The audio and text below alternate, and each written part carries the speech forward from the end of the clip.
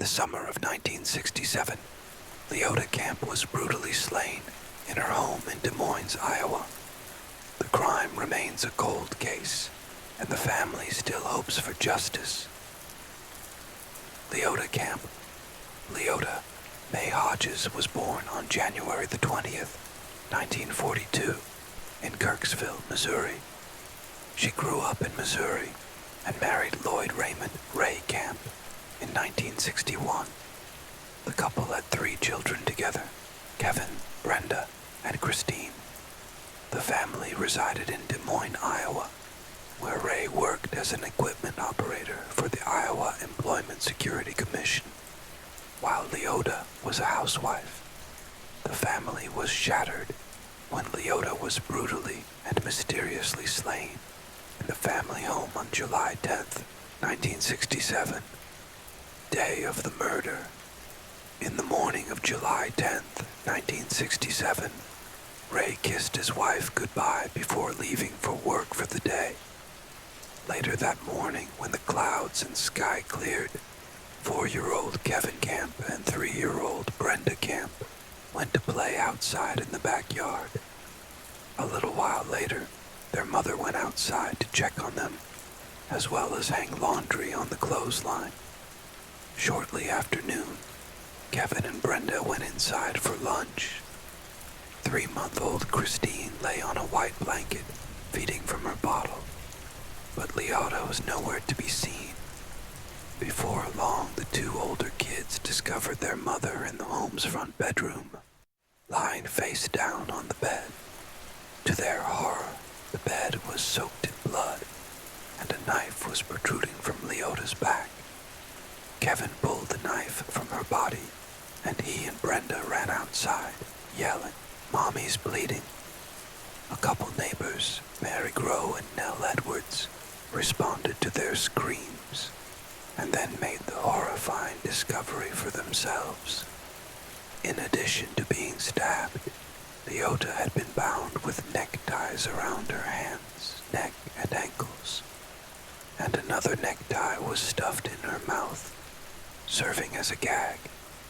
Emergency services rushed the young mother to Broadlawn's Polk County Hospital, now Broadlawn's Medical Center, but Leota was pronounced dead on arrival.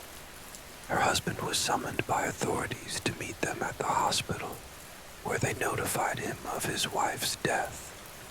Dr. Leo Luca, the Polk County medical examiner, found that Leota was stabbed 4 times in the back, and all 4 wounds penetrated her lungs.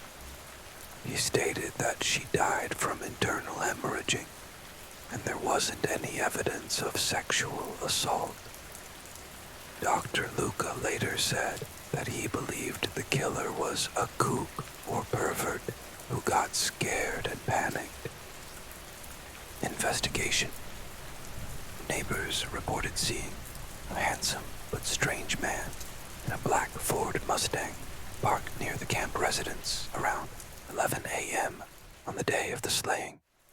He was described as Caucasian, with a good tan, 5 feet 8 inches to 5 feet 10 inches tall, brown curly hair, a stocky build in his early to mid-20s, and wearing a brown and white plaid shirt with dark trousers.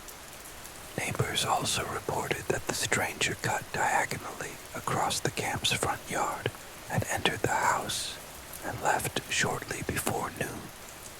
Dr. Luca believed that the killer entered the home while Leota was hanging clothes on the clothesline, and she returned inside sooner than expected.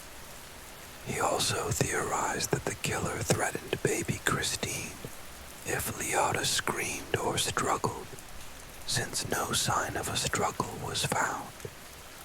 Aftermath, motive, and suspects. Since there was no evidence of sexual assault, and nothing was missing from the home, there's no known motive for Leota's murder. Her family never returned to the house. Daughter Brenda still resides in the Des Moines area, but to this day has never driven past the home.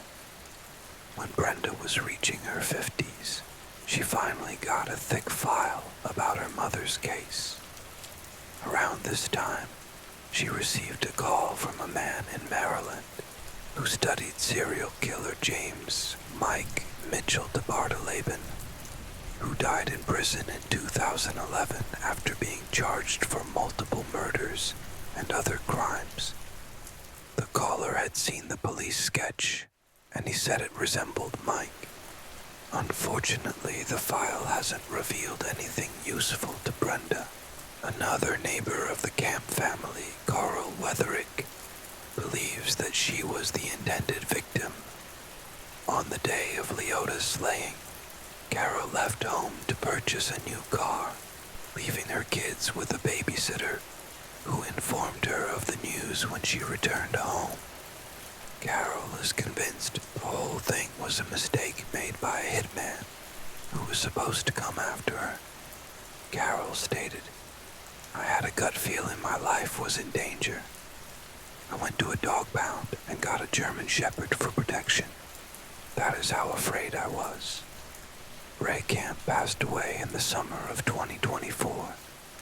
His funeral took place in West Des Moines, Iowa, and he was buried in Scobie Cemetery in Pollock, Missouri, next to Leota.